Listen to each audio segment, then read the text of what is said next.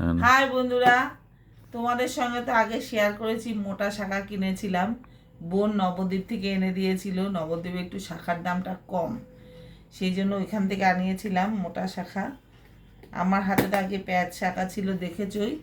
সেই শাখাটা দিয়ে এই যে এটা একদম সিম্পলের মধ্যে শুধু ফুলের মধ্যে টপ বসবে। এ দেখো, টপের ডিজাইনটা একটু কাছে থেকে ক্লোজ করে দেখাই। এই দেখো, শিলা করা।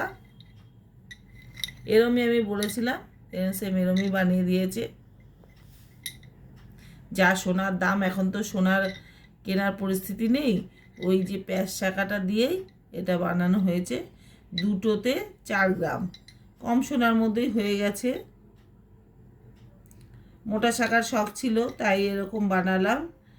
হাতে পরে কেমন লাগবে সেটাও তোমাদের দেখাবো। আর বানানোটা কেমন হয়েছে অবশ্যই কমেন্টে জানিও। কার কার মোটা শাখা পছন্দ সেটাও অবশ্য তোমরা জানিও। এখন তো খুব মোটা শাখার চল উঠেছে, সবাই এখন পড়ছে, তাই বানিয়ে ফেললাম। কেমন হয়েছে জানিও, আমার তো খুব পছন্দ হয়েছে। ডান।